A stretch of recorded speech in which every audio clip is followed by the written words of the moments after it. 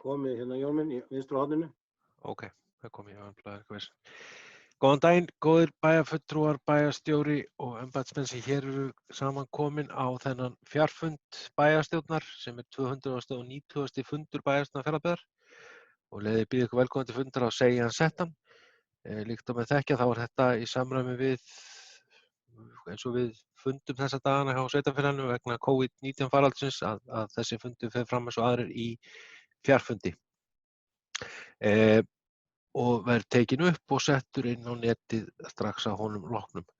Hér í dag eru á dagskrá fundar fyrst ársreikningur Fjarðabyggðar og stofnunar 2019, fyrri umræða.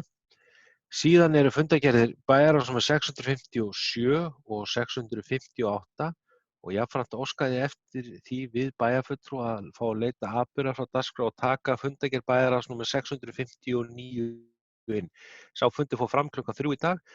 Þar sem bæjarráð kom saman og undirritaði rafrænt ásamt bæjarstjóra ársreikning Fjarðabyggðar og vísa honum til fyrir umræðu hér í dag.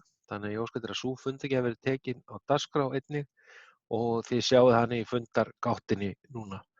Það er einungis þetta eina dagskrámál sem var á þeim fundi. Síðan er fundargerð eignaskipulag- og umhverfisverndar númer 256, hafnarstjórnar númer 240, menningar- og nýsköpunarnefndar númer 24, fræðslunefndar númer 82, félagsmálanefndar númer 132 og síðan er eitt almennt mál, vísa frá eignaskipulag- og umhverfisnefnd til að deiliskipulag Eskifjörður miðbær ásamt umhverfisskýrslu. Það er óskað eftir því að bæjarstjórn taki það fyrir og sendi í auglýsingu sem er hér þá sem síðast og eina almenna málið. En þá göngum við til dagskrár. Bæjarfulltrúar hafa ekki hreyft í andmælum að taka fundargerð bæjarráðs númer 659 einnig inn. Þannig að þá göngum við til dagskrár og fyrst er það fyrri umræða ársreikning Fjarðabyggðar og stofnunar fyrir árið 2019 og bæjarstjóri mun nú mæla fyrir ársreikningi. Gerðu svo vel, Karl. Forseti, ágætu bæjarfulltrúar, fjármálastjóri, bæjarritari, stjórnsýslufulltrúi og aðrir þeir sem á mál mitt hlýða. Ársreikningur Fjarðabyggðar fyrir árið 2019 er hér lagður fram til fyrri umræðu í bæjarstjórn en eins og sveitarstjórnarlög kveða á verður að fjalla um hann á 2 fundum bæjarstjórnar og er áætlað að halda seinni umræðuna þann 7. maí. Ég ætla að fara yfir svona nokkra staðir og þeim atriðum sem vert er að nefna við fyrri umræðu ársreikninginn. Ég vil benda ykkur á, eins og forseti nefndi ykkur áðan, að þið geti sent spurningar á spjallinu sem fjármálastjóri getur svarað þar sem við erum ekki með hann inn í sal eins og venjulega. Heldur er hann hérna með okkur og ef það eru einhverjar sérstakar spurningar sem ég vilji beina sérstaklega til hans. Við skoðun endurskoðandi okkar á rekstri okkar kom ekki fram neinn óleiðréttur mismunur. Það kom heldur engar skekkjur eða mismunur fram. Þá kom ekki fram neina verulegi veikleikar í innra eftirliti, né heldur komu ekki fram neina verulegar athugasemdir við stjórnsýsluskoðunina.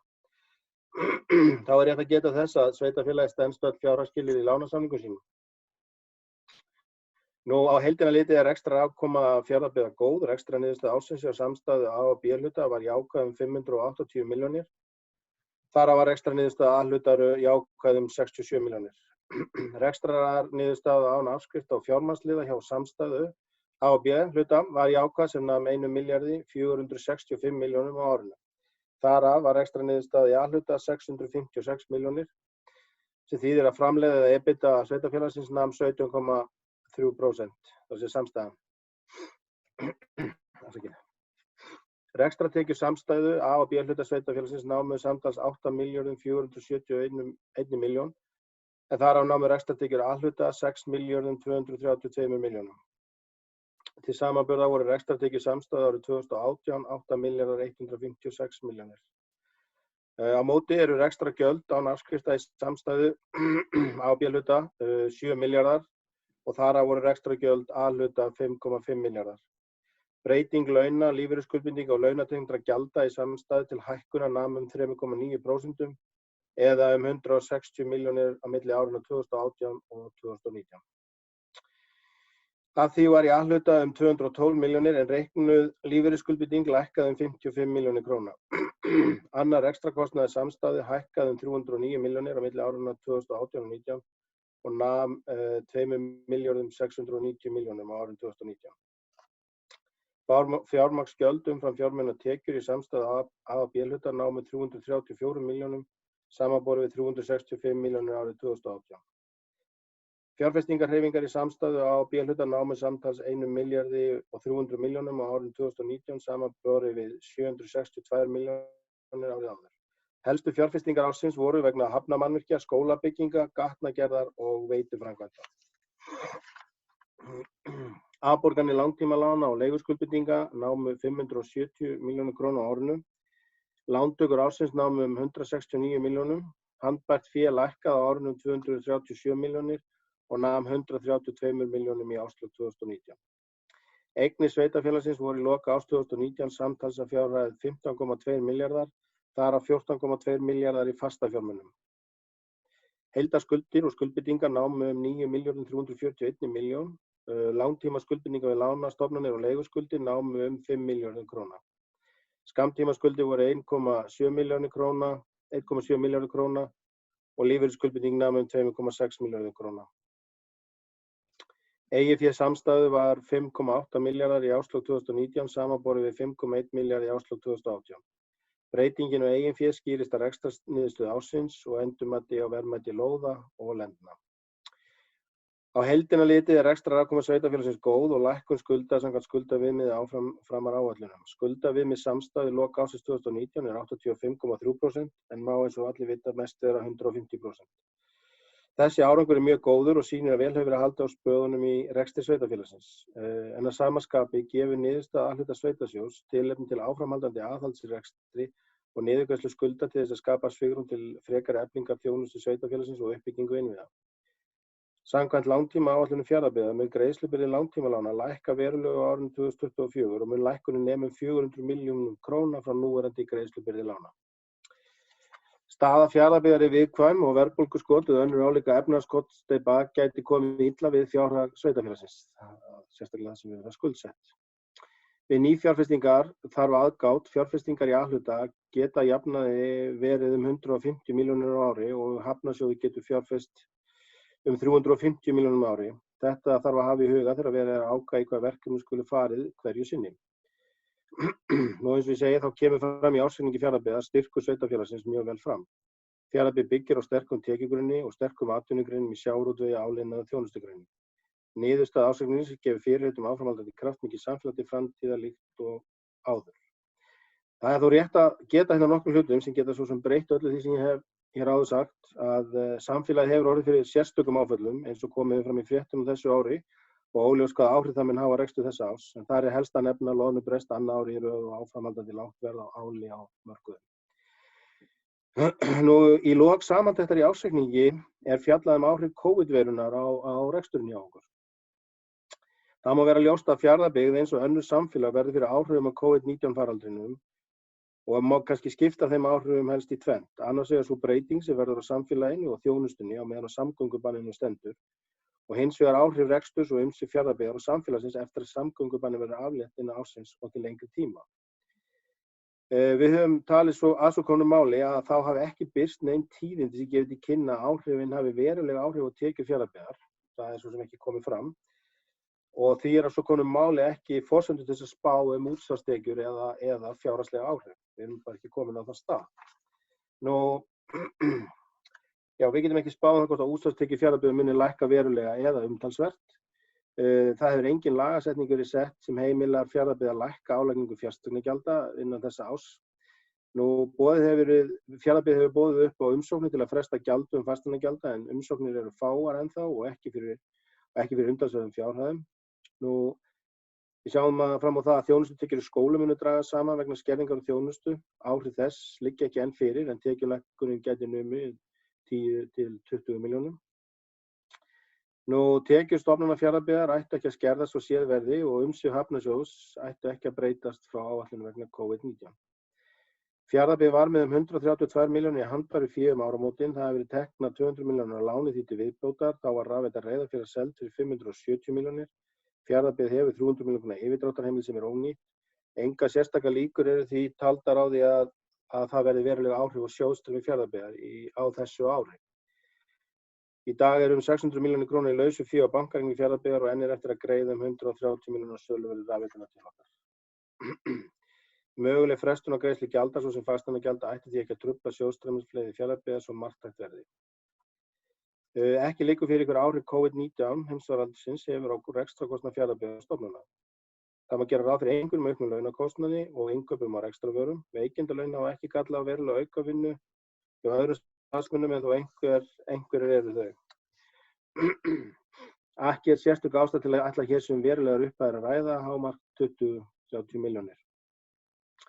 Við höfum síðan sætt þrýsting, eða þess að það hefur komið fram beiðni ríkið með þessa viðspyrnu í gangi og við höfum líka lagt fram viðspyrnu áætlun, eða þar að segja svona yfirlit og verið að vinna alla þá liði núna. Þessar hugmyndir hafa verið ræddar, þær eru ekki endanlega útfærðar og vinnan eins og ég segi áfram í gangi. Því ekki komið í ljós hver áhrif viðspyrnunar verður á sveitarfélagið, en það er ljóst að ef til þeirra kemur þessara viðspyrnu, þá þarf að fjármagna það sérstaklega og við þá fjármögnun þarf að gæta ábyrgðar og gætni, en það er ljóst að eins á okkar sveitarfélagi eins og öðrum verður pressa í tengslum við viðspyrnuna. En það er samt ljóst að þessar yfirferðar niðurstaða ársreiknings gefur fyrirheit áframhaldandi kraftmikið samfélag til framtíðar líkt og áður. Takk fyrir Karl. Þá er orðið laust í fyrri umræðu ársreikning Fjarðabyggðarstofnunar árið 2019. Eydís Ásbjörnsdóttir hefur beðið orðið. Gerðu svo vel, Eydís. Forseti, bæjarstjóri og ágætu bæjarfulltrúar. Ég þakka bæjarstjóra fyrir hans yfirferð og við einmitt erum að taka fyrir ársreikning Fjarðabyggðar og stofnana 2019 og ég vil þakka sérstaklega fjármálastjóra Snorra Styrkárssyni fyrir hans vinnu. Það er ánægjulegt að fjárhagsleg afkoma Fjarðabyggðar og stofnana fyrir árið 2019 sé jákvæð 580 milljónir og skuldaviðmið komið niður í 85,3%.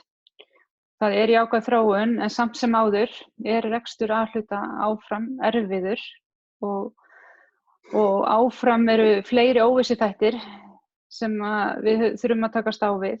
Aflabrestur annað árið í röð, óvissa vegna COVID-faraldursins sem við vitum ekki hver verður og viss óvissa gagnvart nokkrum kjarasamningum. Það er því ánægjulegt að sjá jákvæða afkomu núna sem mun án efa hjálpa okkur að takast á við það sem framundan er. Takk fyrir. Takk fyrir Eydís. Ég ætla að fá óskar til að taka líka aðeins til máls hér í þessari fyrri umræðu ársreikning Fjarðabyggðarstofnunar 2019. Það er líkt á aðeins að vera að endurtaka það sem ég hef sagt að það er ákveðin ánægja að sjá að þrátt fyrir svona frekar þessi ár þar sem var töluvert farið í fjárfestingar í tengslu við ýmis verkefni og þeim er lokið teknar þar ákveðnum að ljúka þeim mörgum að þá sé niðurstaðan engu að síður 580 milljóna króna jákvæður rekstrarafgangur af þessari samstæðu. Það svo sem ekki nýlunda fyrir okkur sem höfum verið hér því að Fjarðabyggð hefur sýnt það að þetta samfélag hefur mikinn fjárhagslegan styrk og hefur getað tekist á við líkt og þegar eftir efnahagshrunið tekist á við að reka sína þjónustu og leið að standa í skilum með sínar afborganir.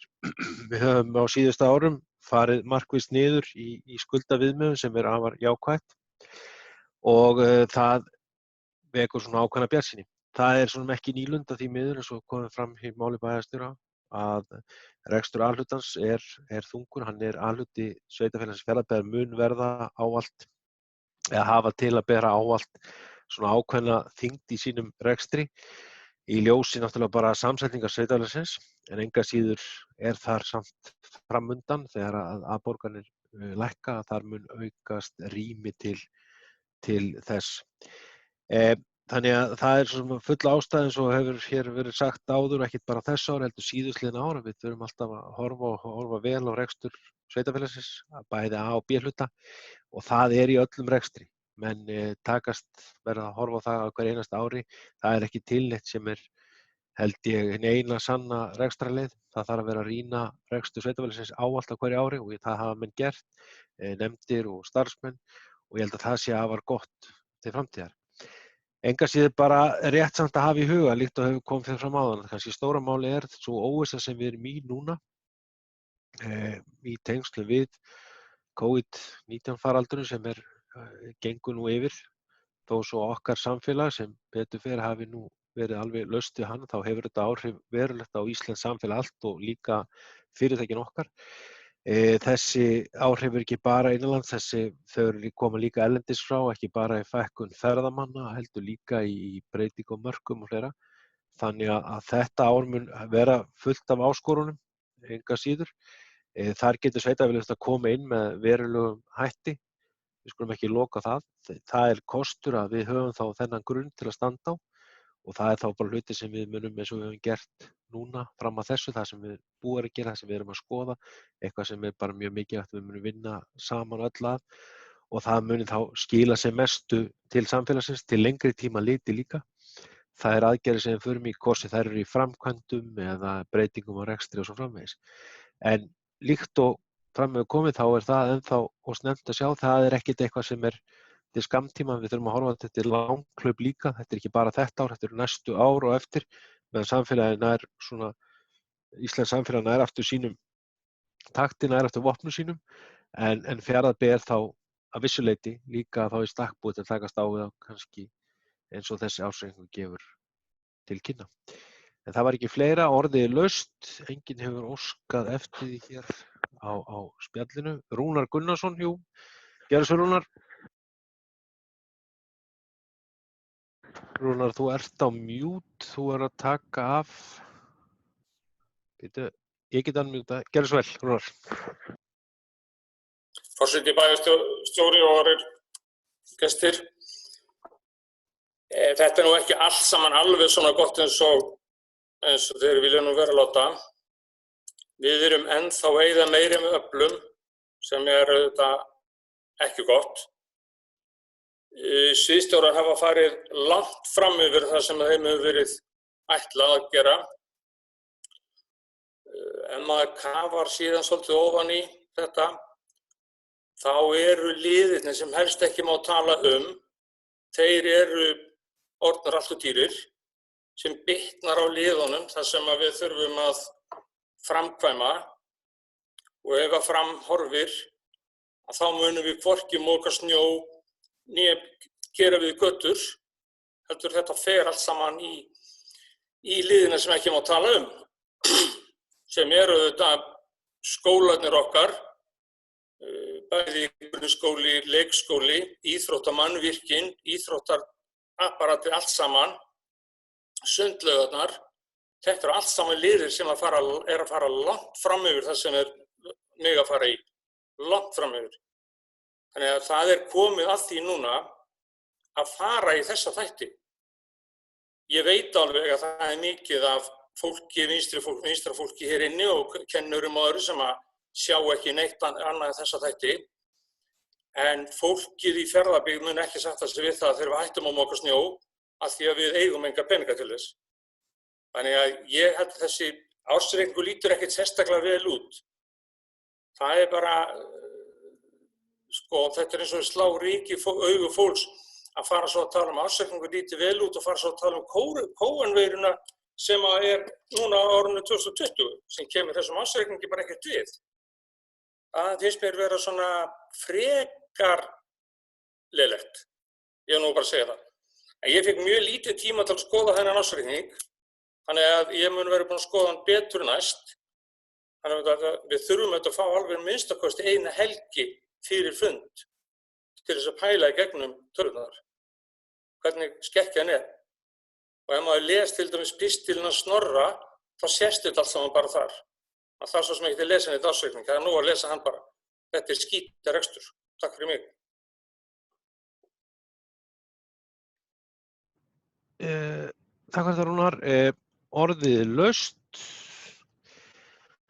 Aðeins kannski að fá að kveða með hljóðs og kannski bregðast við svona þessu hér sem hefur komið fram. Það þetta rétt eins og kemur fram að hér að ræða fyrri umræðu, þannig að bæjarfulltrúum gefst nú góður tími til að lesa ársreikningi enn betur fyrir síðar umræðu. En rétt þó að hafa í huga að ársreikningur ekkert það sama vinnulega ársreikningi nú og verið hefur, ekki segja árabil eða frá upphafi, að ársreikningur kemur inn í drögum, hann svo var lagður fram á síðasta þriðjudag þá í endanlegri mynd til bæjarráðs, svo nýtur náttúrulega þess að merktur trúnaðarmál þangað til í dag, hann opinn.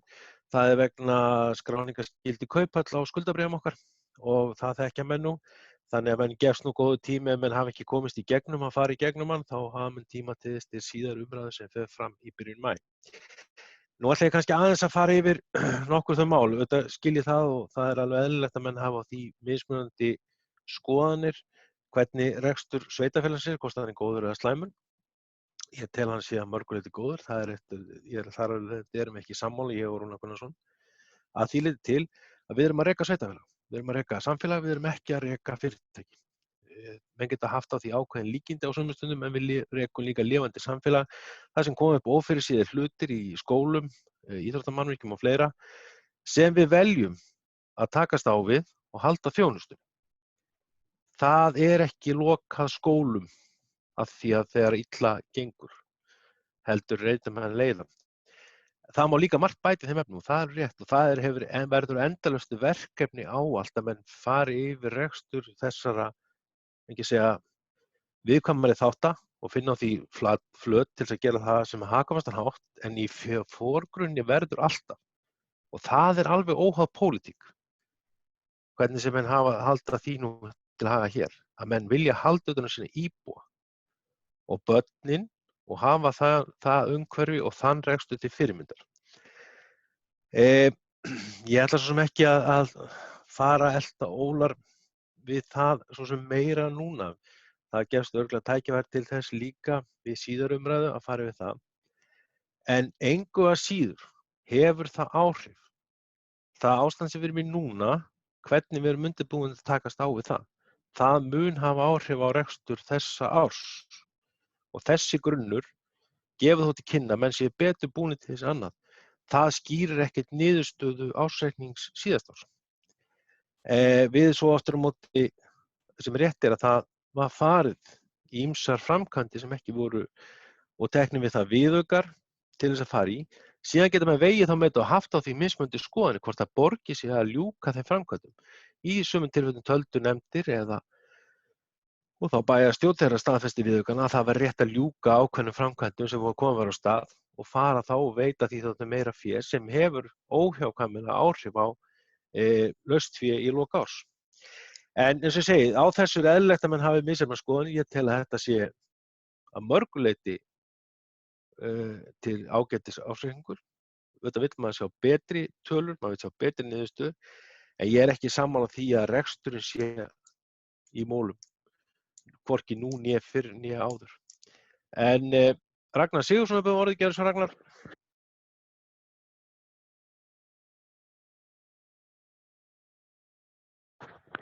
Raggi, þú ert á mute, býtu aðeins.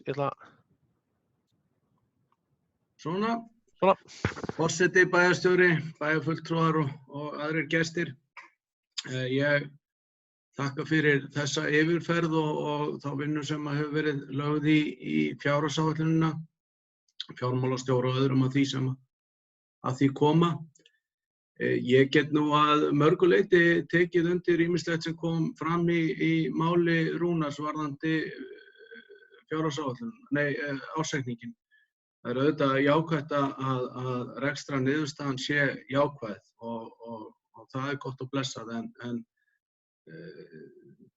við verðum að skoða hins vegar hvað býr þar að baki og það kemur glögglega fram að það eru tekjur sem við erum að fá sem eru vegna sameiningar og annað sem ýtir aðeins upp þeirri rekstrarniðurstöðu og blessunarlega gerir það verkum að við erum þó réttum megin við núllið að hluta til. En það sem alvarlegt við ársreikningin og við hefðum átt að vera búin að horfa til þess og við erum búin að fá ansi mörg tækifæri til að bregðast við því að rekstur sveitarfélagsins, hann að aukast umfram þá tekjuaukningu sem sveitarfélagið fá. Þetta hefur verið að gerast á undanförnu og við höfum hvatt til þess að við horfum til þessara þátta og reynum að bregðast við því og mörguleyti höfum við svo sem verið að sýna aðhald. Við höfum ekki getað farið í allt sem okkur langar til, eins og er alltaf. Og það bara okkar hlutverk að forgangsraða og reyna að glíma við þetta.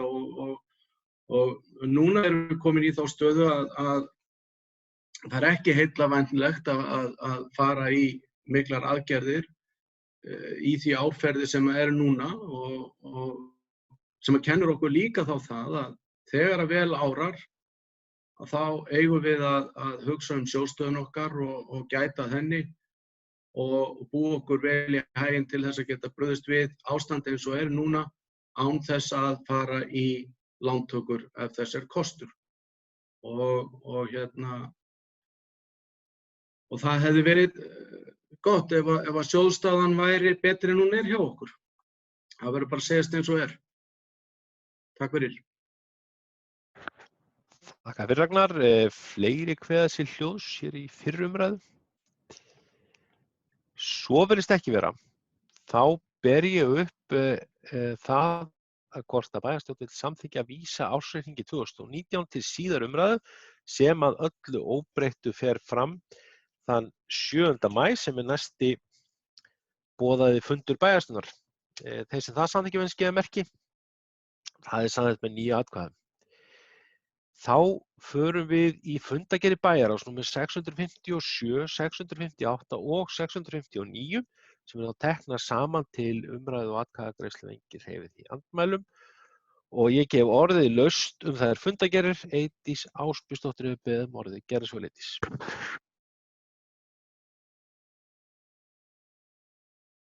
Forseti, ég ætla að fara yfir nokkra liðin í fundargerðum 657 og 658. Það liður 1 í fyrir fundargerðinni. Það var lagt fram minnisblað vinnuhóps sem bæjarráð fól að vinna þarfagreiningu og kostnaðarmat og tillögur hönnun á Búðareyri 2. Hópurinn átti að skila þessum tillögum núna 7. apríl og óskaði var eftir að fá lengri tíma í þessa vinnu. Bæjarráð samþykkti það að framlengja vinnutíma hópsins út maímánuð 2020 og jafnframt var ákveðið að bæta Jóni Birni Hákonarsyni forseta bæjarstjórnar í hópinn sem fulltrúa bæjarstjórnar. Þannig að þannig svona tengilið fyrir okkur þar inni. Og bæjarstjóra var falið útboða erindisbréf fyrir störfum hópsins, þessum breytingum. Ég ætla að taka lið 2 og 3 í sömu fundargerð saman. Þar voru lögð fram erindi frá Eiríki Óla Árnasyni, FH og Gróttu EHF, eiganda að byggingaframkvæmdum við Skólaveg 98 til 112 á Fáskrúðsfirði. Þar sem var óskað eftir afstöðu sveitarfélagsins til þess hvort til greina komi að bæjarstjórn kaupi eða kauptryggi 1 til 2 húsafélaginu annars vegar og hins vegar var erindi frá Hrafnshól EHF þar sem óskað var eftir samstarfi við Fjarðabyggð byggingu á hagkvæmu íbúðarhúsnæði við Búðamel 6 á Reyðarfirði. Bæjarráð vísaði báðum erindum til bæjarstjóra, fjármálastjóra og sviðsstjóra framkvæmdasvið til vinnslu í A-lið varðandi úrræði í verklegum framkvæmdum til viðspyrnu sveitarfélagsins vegna COVID-faraldursins. Það þörf á auknu íbúðarhúsnæði í Fjarðabyggð og mjög jákvætt í því ástandi sem við erum að sigla í. Við getum fundið leiðir til þess. Ríkið samhliða þessu að búið að gefa það út að leggja eigi til lausnir og mikilvægt að skoða þær útfærslur þegar þær koma fram og vonandi geta þær leiðir einnig nýst sveitarfélögunum. Það einnig mikilvægt að farið verður í samstarf ábyrgð með verktökum af uppbyggingu íbúðarhúsnæðis að það ferli sig opið og þeim verktökum sem hafa áhuga á slíku fái aðkomu og tækifæri að bjóða í slík verk. Lykilatriði farið verður í átak sem þetta að það verður gert á fjárhagslega ábyrgan hátt fyrir sveitarfélagið. Og það liður 3. Það var óskað eftir fyrir hönd Íslands Hótela HF og Austurregna EHF niðurfellingu fasteignaskatta og fasteignagjalda hjá Fjarðabyggð í apríl og maí vegna áhrifa COVID á ferðaþjónustu.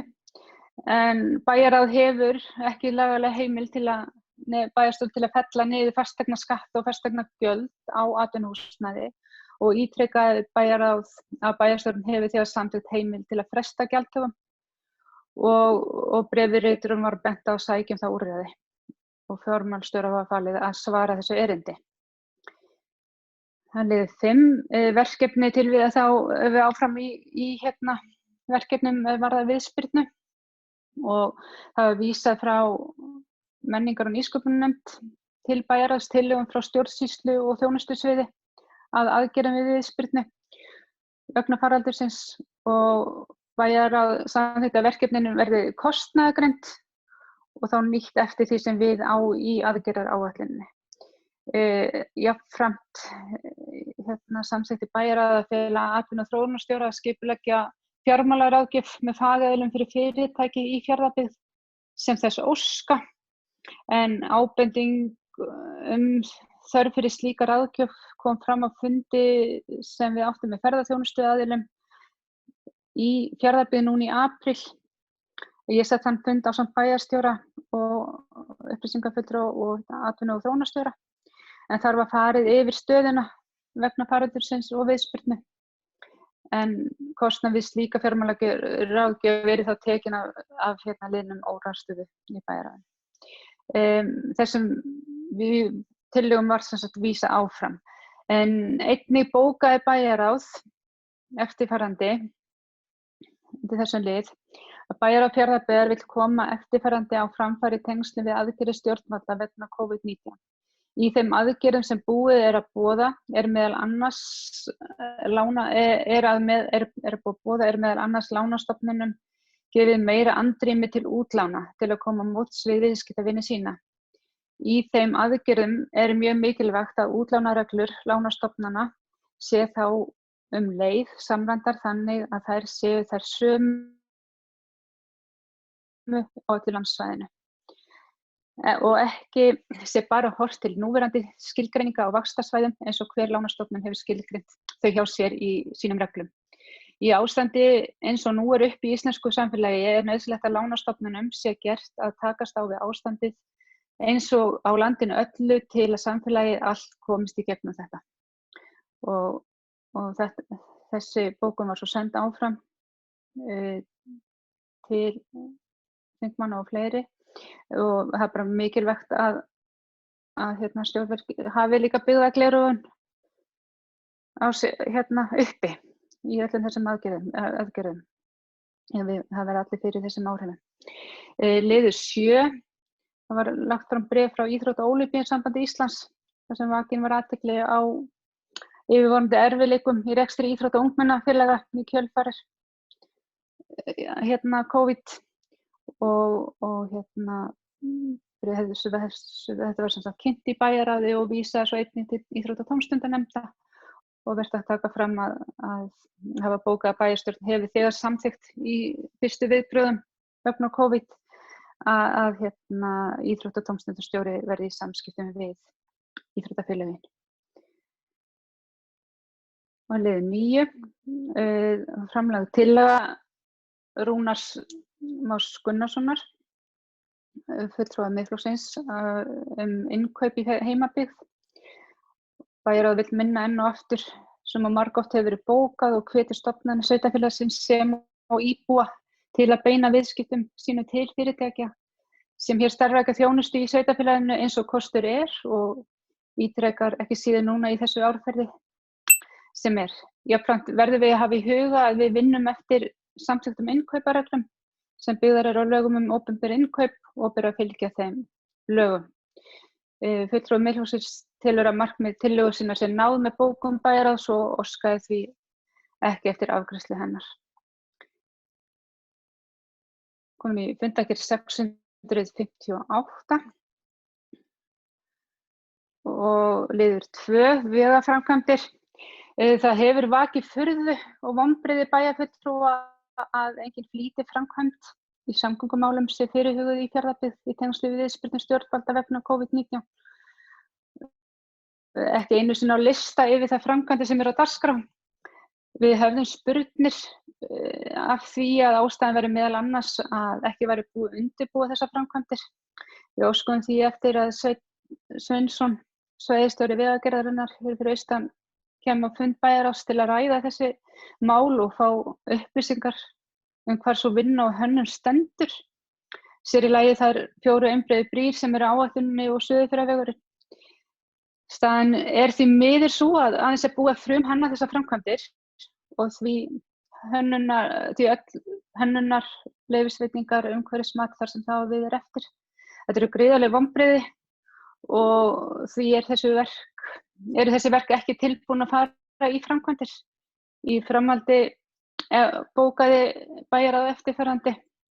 Bæjarráð leggur þunga áherslu á að flýtt verði hönnun Suðurfjarðarvegar og þá sérstaklega að hönnun framkvæmda fyrir botnum fjarðanna, Reyðarfjarðar, Fáskrúðsfjarðar og Stöðvarfjarðar, ásamt því að hönnun á nýjum brúm sem leysa af einbreiðar brýr á vegakaflanum verður lokið sem fyrst, þannig að þær komist til framkvæmda á næstu misserum. Bæjarráð óskar eftir fundi með forstjóra Vegagerðarinnar til að fylgja málinu eftir. Liður 4. Umræða tekin skipulags- og framtíðar uppbyggingu tjaldsvæða. Bæjarráð samþykkti að skipa verið starfshópur sem fjallar framtíðar uppbyggingu tjaldsvæðan í Fjarðabyggð og fól bæjarráðið að setja upp erindisbréf fyrir starfshópinn og verður málið tekið upp á næsta fundi. Þessi málaflokkur, það tjaldsvæðin, eru einnig gerð skil innan ferðamálastefnunnar sem núna í vinnslu, en stefnan núna í yfirlestri og uppsetningu og verður svo send fljótlega til nefnda til umsagna. Ekki fleiri í bili. Þakka þér fyrir Eydís. Ragnar Sigurðsson vorði gerð svo Ragnar. Forseti, bæjarstjóri, bæjarfulltrúar og aðrir gestir. Ég ætla aðeins að taka til máls undir lið 2.2 og 2.3 í fundargerð bæjarráðs 657 varðandi erindi beggja verktaka uppbyggingu á íbúðarhúsnæði í Fjarðabyggð. Eins jákvætt og það að þá verð ég nú að vara við því að sveitarfélagið fari að skuldbinda sig gagnvart kaupum á íbúðarhúsnæði eða veita kauptryggingar fyrir slíkt. Þó svo það sé mjög jákvætt að verktakar sé að horfa hingað gagnvart uppbyggingu á íbúðarhúsnæði og þetta bara rík ástæða fyrir okkur í sveitarfélagi að leita allra leiða til að liðka fyrir aukningu í slíkri uppbyggingu en það að skuldbinda okkur gagnvart kaupum eða veita kauptryggingu er varasamt og við erum núna í því að reyna að selja eignir og á sama tíma að fara þá jafnframt að fjölga þeim ákveðið svona stefnuleysi. Þess að það bara ekki í hlutverki sveitarfélagsins að fara að veita almannafé í svona verkefni sem áhættusamur. Og svo bara líka vert að benda á það að Íbúðalánasjóður hefur verið að breyta sínum útlánareglum og ég get ekki betur séð en að það falli einmitt undir að minnsta kosti annað að þessum verkefnum. Og því væri mun eðlilegra að beina þessum aðilum þangað og veita þeim aðstoð við slíkt ef það hægt og ef þeir óska eftir því. Og það að vísa þessu inn í einhvern vinnuhóp tengt COVID og svona aðgerðum til þess aðgerðir til þess að fara í gang með eftir að faraldrinum lýkur eða dregið verður úr honum og menn geta farið á stað aftur og þá held ég að við höfum bara fjölmörg úrræði til þess sem að væri þá til þess að hleypa lífi í verktakabransann og iðnaðarfyrirtæki. Það sem ég er kannski líka einna mest hræddur við í þessu væri það fordæmi sem við værum að setja og það augsýnt að það muni koma fleiri fyrirtæki og óska eftir því sama í kjölfarið ef við færum að samþykkja svona beiðnir og þá veltir maður fyrir sér hvort að slíkt ætti þá ekki sama við einstaklinga sem að ætla að fara að byggja ef að þeir eiga erfiðleikum með að fjármagna slíkt sjálfur. Þannig að ég hef mjög miklar efasemdir þetta og þess fyrir utan þá átta ég mig ekki alveg á bókun bæjarráðs í þessu. Ég get ekki séð við séum að samþykkja þetta en ég velti fyrir mér hvað það er sem við erum að setja í frekari vinnslu. Það að segja við erum að vísa þessu til bæjarstjóra, fjármálastjóra og sviðsstjóra framkvæmdasvið til vinnslu í A-lið varðandi úrræði í verklegum framkvæmdum til viðspyrnu sveitarfélagsins vegna COVID. Er við með þessu að samþykkja það að það verði leitast leiða við það að tryggja kaup á húsnæði í þessum tilfellum eða að veita kauptryggingu fyrir slíku? Það væri kannski allt í lagi ef ég fengi kannski útskýringu á því frá formanni bæjarráðs. Varðandi lið 2.5 þá verkefni til viðspyrnu í samfélaginu vegna faraldursins. Þá er margt mjög jákvætt sem hefur komið fram í þeirri vinnu sem við höfum farið í og þessar svona grunnaðgerðir sem við erum í eru bara af hinu góða. Og ég eins og ég talaði á síðasta bæjarstjórnarfundi að þá velti ég því aftur á móti fyrir mér hvort að við eigum ekki að útvíkka þetta þannig að við sem erum í bæjarstjórn að kjörnir fulltrúar komi meira að þeim aðgerðum, ekki síst til þess að tryggja ákveðið gagnsæi í þeim aðgerðum sem við erum í. Og þá hvort að við ættum að vera með einhvern stærri eða svona skýrari vinnuhóp sem að búa okkur undir það að fara hér á stað eftir að faraldrinum lýkur og getum þá verið með svona fleiri hugmyndir og svona aðeins sterkara bakland í að fara af stað þegar að færi gefst. Ég ætla aðeins síðan að koma hérna inn á lið 2.9 varðandi tillögu fulltrúa Miðflokksins innkaup í heimabyggð. Þetta hefur svo sem komið áður til og við höfum á bæði síðasta kjörtímabili og í upphafi þessa kjörtímabils þá fórum við yfir þessi mál. Mér minnir ég vona að ég fari rétt með að það hafi verið í kjölfarið á breytingum á síðustu innkaupareglum. Þá var lögð fram bókun sem var svo send til stofnana sveitarfélagsins og starfsmanna og ég held að það sé full ástæða til að gera slíkt hið sama núna, að ítreka við forstöðumenn okkar stofnana og starfsfólk okkar sem að sér að einhverju leyti innkaup að þau beini þeim innan sveitarfélagsins, að þau leiti leiða við það að tryggja og efla þá þjónustu sem við höfum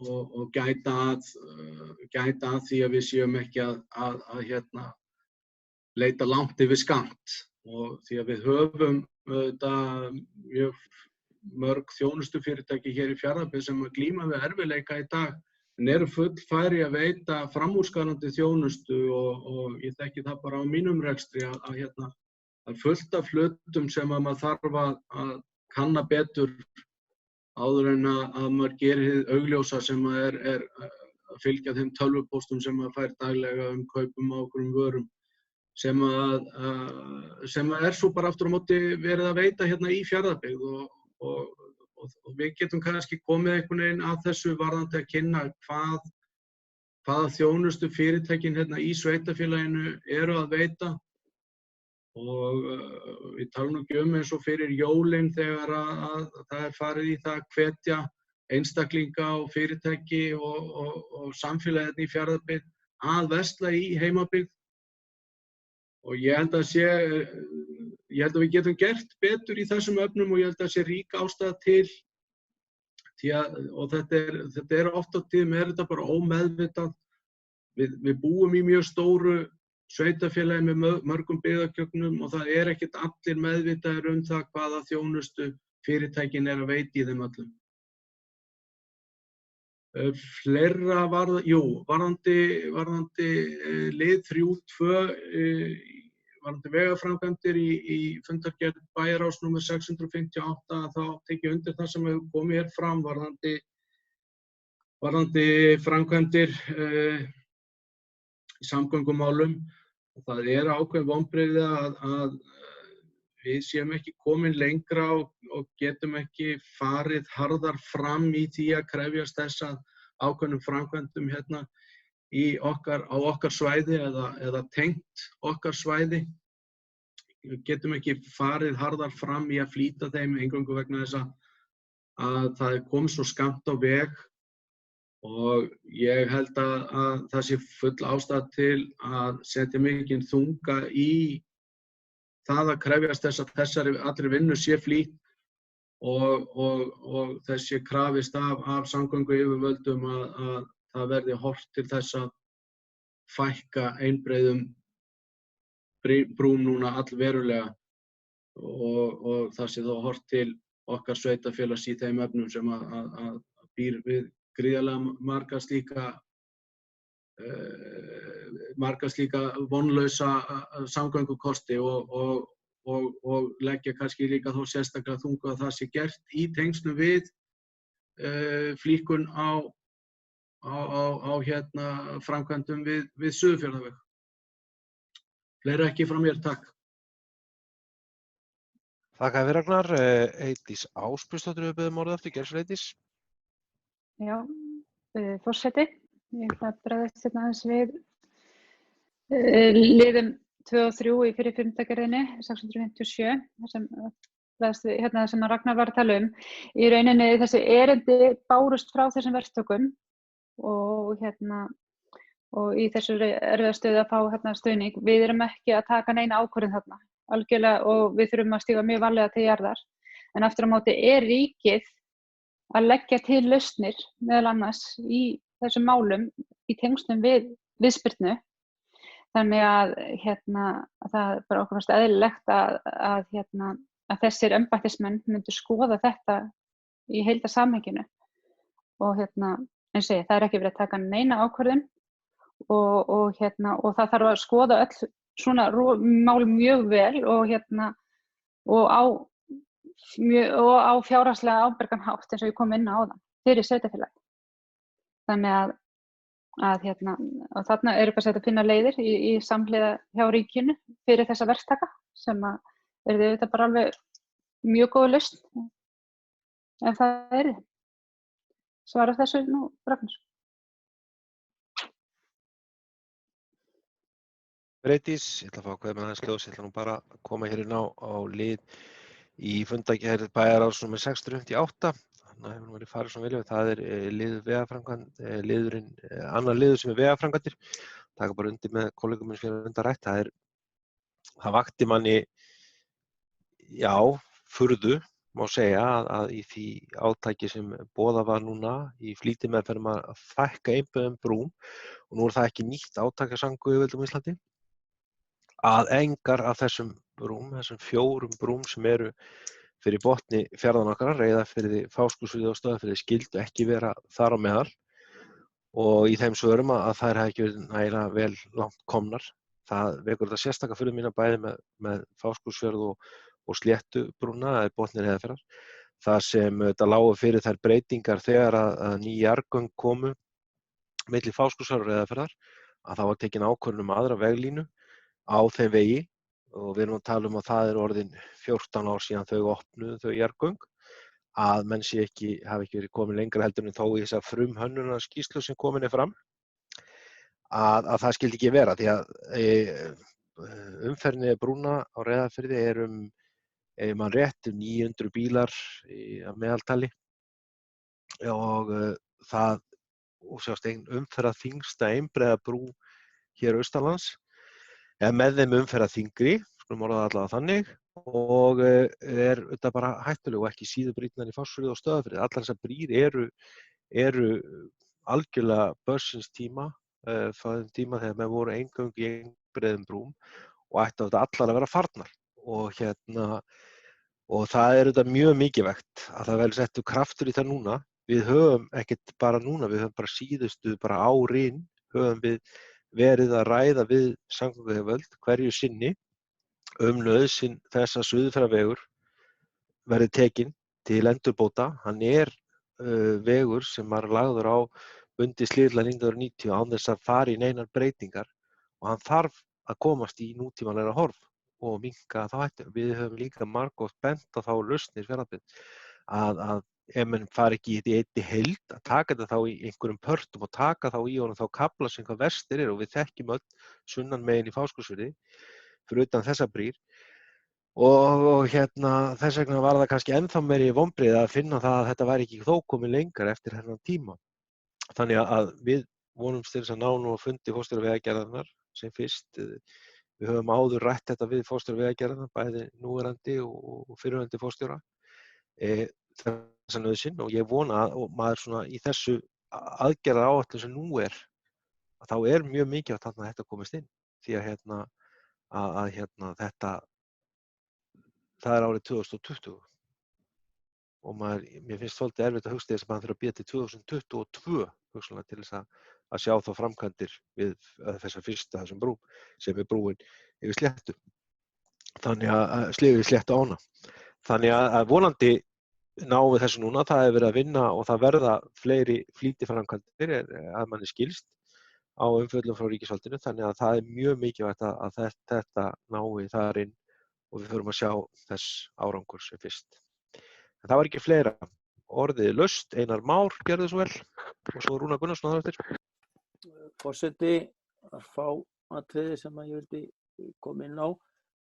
Það nú kannski fyrst og fremst viðspyrnupakkin sem mér finnst mikilvægt að menn reyni að spekulera svolítið í og aðeins bara að fara yfir vegna þess að við höfum hjá SSA verið að reyna að halda utanum þessi mál og landshluta-grunni. Við höfum reynt að halda fjölda funda, við komum saman vikulega í framkvæmdaráðinu, við höldum fundi með bæjar- og sveitarstjórum vikulega til þess að tryggja það allar upplýsingar fari sem allra hraðast út og menn geti rætt og látið upplýsingar ganga í allar áttir, þannig að það sé engin misskilningur í málum. Við höfum átt fundi með sveitarstjórnarráðherra, við höfum átt fundi með þingmönnum kjördæmisins og eins og ég sagði áðan fjölda stofnana, aðeins vegna þess að það hefur komið hér til tals að geta tveggja stofnana sem eru meðal annars sem við höfum fundað með, sem meðal annars húsnæðis- og mannvirkjastofnun, sem samt arftaki Íbúðalánasjóðs og vorum síðast í gær að funda með þeim og í dag áttu að vera stjórnarfundur hjá þeim þar sem þeir áttu að fara yfir aðgerðaáætlun þar sem meðal annars er verið að velta fyrir sér aðkomu að byggingum og íbúðamálum sem var rættir töluvert varðandi lið 22 og 23. Þannig að ég verð nú að segja eins og að þó að þau hyggist mér nú ekki endilega þessi bréfaskriftir þessara verktaka sem þarna voru, þá finnst mér nú bæjarráðið hafa afgreitt á afar ábyrgan hátt, það að segja að vísa því ekki bara frá, heldur að menn skoði málið og þá eins og kemur mjög vel fram í bókuninni með víðari skírskotun því að það gæti þá verið ýmislegt sem að gæti þarna nýst okkur og ég vek athygli á því að húsnæðis- og mannvirkjastofnun einmitt að útfæra núna betur ýmsar hugmyndir sem þeir hafa verið með sem að tengjast verkefnum á landsbyggðinni. Það bæði við nýbyggingar og þá einnig við leiguíbúðir sem leigufélagið Bríet sem að menn eru að vinna með og við vonum að það komi og við höfum góða líkur á því að hugsanlega verði bætt í eða víkkaður hjá þeim lánmöguleika.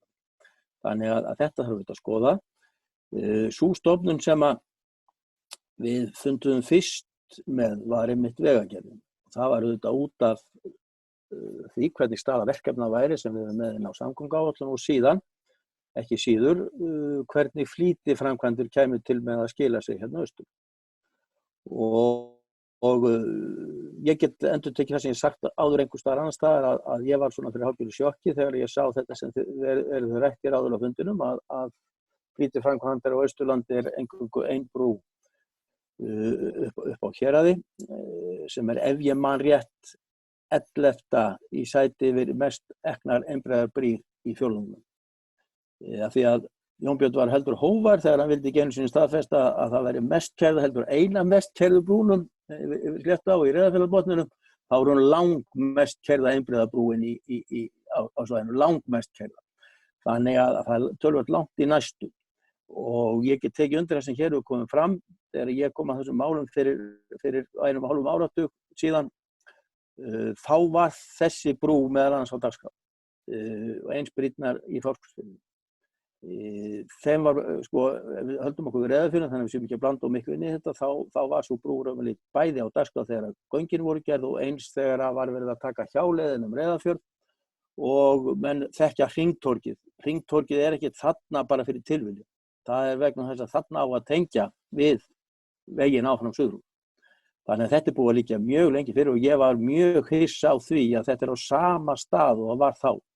Þannig að bara búið að staðsetja en það hefur ekkert verið gert síðan. Þetta veldur auðvitað miklum vonbrigðum og þetta er eitthvað sem við þurfum auðvitað bara í framhaldinu að skoða hvernig á þessu stendur, hvernig vinnuferli í þessu. En við skulum ekki útiloka neitt vegna þess að núna er líka verið að flýta hönnunarvinnu. Það er hluti af flýtiframkvæmdunum, það er hönnunarvinna. Og það er verið semst að útvista hönnunarvinnu frá Vegagerðinni vegna þess að það er líka verið að ýta undir að verkfræðistofur og aðrir slíkir fái verkefni. Þannig að það er lykilatriði að halda áfram sem er mjög gott og það er hluti af því sem við höfum verið að hugsa í þessum aðgerðum og fundum.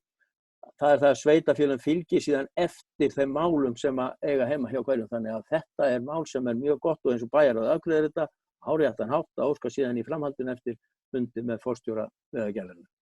Þannig að það sé allt gert til þess að reyna að ýta við þessu.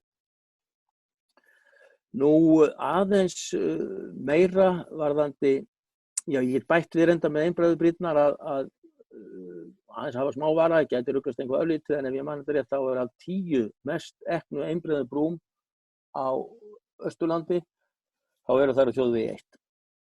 Þannig að við sjáum hvað mikið verkefni býður hérna fyrir austan í einbreiðum brúm og þetta er þessar brýr sem að eiga þetta að vera í þessum pakka og sérkennilegt að það skulle ekki vera.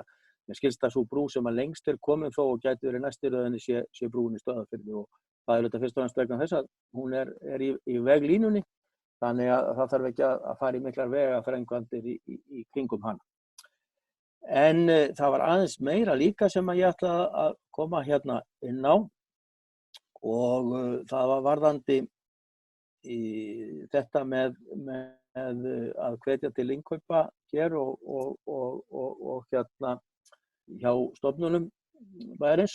Kemur svolítið óvart sem kom fram hjá Ragnari ef að það er ekki þannig.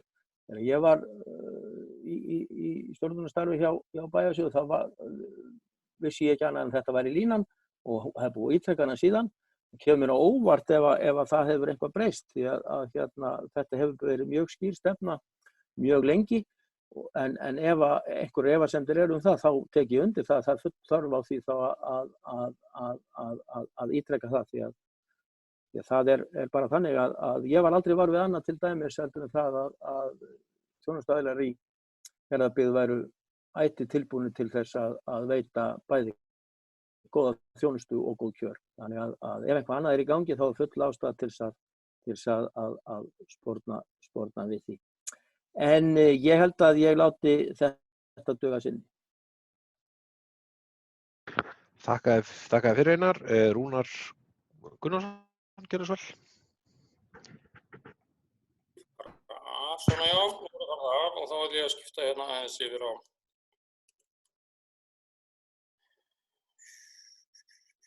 Sko, 2-2. Ég er ekki alveg sammála honum Ragnari þarna, því að við ætlum þetta fyrsta lagi ekki að borga neina peninga. Öðru lagi þá getum við ekki hvatt menn til að koma að byggja fyrir okkur hús eða hjá okkur hús og hafa ekki meira trú á því en það að við viljum ekki kaupa eina íbúð. En við verðum að hafa þetta alveg á hreinu að ef við kaupum eina íbúð þá er það 1 af 4 eða fleiri. Við erum ekkert að fara að kaupa aðra íbúðina ef einhver ætlar að kaupa 2, við bara setjum okkur einhverjar reglur. En við verðum auðvitað fyrst og fremst að vera þeir sem eru bjartsýnir á að íbúðina seljist.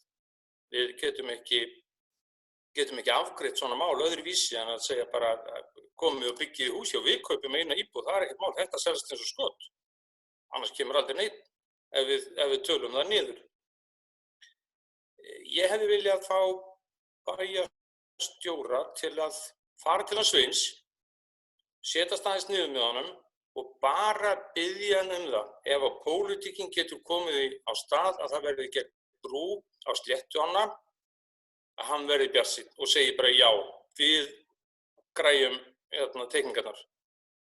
Ekki eins og virtist vera hérna á fundinum hjá okkur, að þá fór hann bara svona einföldu leiðina. Brúin sem á að byggja upp í Héraði, hún var á dagskrá 2007, slegin af og hann var bara, hann fór bara létt upp leiðina. Tökum hana bara. Ekkert annað, bara hann sé jákvæður ef að pólitíkin kemur í þannig fyrir að það verði hægt að fara í þessa einu brú. Ég verð kannski aðeins að koma inn á innkaup í Fjarðabyggð. Mér fannst þau snúa pínulítið svona út úr þessu að við myndum fara ef við ætlum að byggja nýja leikskóla til dæmis á Eskifirði, að þá myndum við ekki taka nema tilboð fyrir Fjarðabyggð. Það er ekki það sem þetta snýst í rauninni það sem ég er að tala um. Heldur það að við kaup innan og í verslunum í Fjarðabyggð sé verið að versla. Og auðvitað smíð innan í Fjarðabyggð að við getum ef að þess. Því að Einar Már kom aðeins inn á þá sagði að hann vissi ekki betur. Þá gat ég kannski ekki sagt það þegar ég var hjá Eimskip og gekk hér allar afgreiðslurnar. Hvað var að koma þar? Ég get alveg sagt það núna, Það er ekki að koma innan Fjarðabyggð. Þar eru bara heilu brettin og annað sem er að koma beint frá Byrgjum og Reykjavík sem að fást bara í Fjarðabyggð. Þannig að við þarfum ekkert að þarf ekki að ræða það neitt mikið frekar, maður verða bara að fara niður á afgreiðslurnar og skoða þetta. Og svo dæmi sem ég nefndi líka daginn sem voru býsna skemmtileg, Ég held að það hafi ekki verið meira frá mér, takk. Takk fyrir Rúnar. Ragnar Sigurðsson var þið gerðs Ragnar. Já, bara örlítið til þess að koma inn á þetta sem að hefur komið fram varðandi það sem ég hafði áður talað varðandi lið 2-2 og 2-3. Bara til þess að skerpa á því, þetta snýst ekkert bjartsýni eða tiltrú á verkefninu. Það snýst einfaldlega bara prinsippsjónarmið hvað er hlutverk sveitarfélagsins að gera og það fordæmi sem við værum að gefa, hvort sem þú værir að kaupa 1 af 4 eða hvað, þá ertu búin að gefa þarna fordæmi fyrir því að sveitarfélagið sé að ganga lengra í því að skuldbinda sig gagnvart kaupum á húsnæði. Og það getur vel verið að þetta er til þess að liðka fyrir kaupum á húsnæði en ég ætla ekki að fara að samþykkja slíkt en það hef ég ekkert umboð til þess að fara með almannafé í lántöku gagnvart öðrum verktökum sem er að fara að byggja. Það er ekki hlutverk okkar sem að förum með þessa fjármuni að fara að gambla með þessum hætti. Það eru aðrar stofnanir og aðilar í því hlutverki. Varðandi svo liðin 2.9 í fundargerð 657 þar sem að Einar kom inn á að þá er þetta bara ósköp einfalt. Við sáum ástæðu til þess að hvetja stofnanirnar okkar og þá aðila sem eru forstöðumenn og hafa eitthvað með innkaup að gera að beina viðskiptum sínum til aðila í Fjarðabyggð og við erum einfaldlega að leggja til núna og sérstaklega núna að gera slíkt aftur. Ég held að Rúnar fari alveg rétt með og ég held að þurfa enginn að fara í neinar vöruafgreiðslur til þess að sjá það að oft á tíðum er verið að fara langt yfir skammt, við kaupum á þjónustu og vörum og það er hvort sem það eru rekstrarvörur, skrifstofuvörur, raftæki, maður hefur bara séð mýmörg dæmi slíkt og þau eru alveg ennþá og við getum alveg gert betur. Fleira ekki í bili. Þakka fyrir Ragnar. Þá maður held að skrá tæmt hér. Er einhver fleiri sem óskattur að taka til máls undir fundargerð bæjarráðs? Svo virðist ekki vera að þá ber ég þær upp þessar 3 til samþykkta þess að það er samþykkjamerki. Þær eru samþykkta með 9 atkvæðum. Þá erum við komin næst í liðin fundargerðir eignar skipulags- og umhverfisnefndar. Það er ein númer 256, orðið er laust hana vill einhver kveða sér hljóðs. Svo virðist ekki vera. Ég ber hann eftir samþykkta þess að hana samþykkjamerki. Hún er samþykkt með 9 atkvæðum. Þá erum við komin næst í lið hafnarstjórn, fundargerð hafnarstjórnar. Það er ein fundargerð númer 240, orðið er laust hana vill einhver kveða sér hljóðs. Svo virðist ekki vera, ég ber hann til samþykktar. Hún er samþykkt með 9 atkvæðum. Þá erum við komin í fundargerð menningar- og nýsköpunarnefndar númer 24. Orðið er laust hana vill einhver kveða sér hljóðs. Svo virðist ekki vera, ég ber hann til samþykktar. Hún er samþykkt með 9 atkvæðum. Og þá erum við komin í fundargerð fræðslunefndar númer 82. Vill einhver kveða sér hljóðs hana. Orðið er laust. Svo virðist ekki vera, ég ber hann til samþykktar. Hún er samþykkt með 9 atkvæðum. Þá er það fundargerð félagsmálanefndar númer 132. Orðið er laust hana vill einhver kveða sér hljóðs. Svo virðist ekki vera, ég ber hann til samþykktar. Hún er samþykkt með 9 atkvæðum. Þá erum við komin í liðin almenn mál. Þar er eitt almennt mál sem heitir deiliskipulag Eskifjörður miðbær.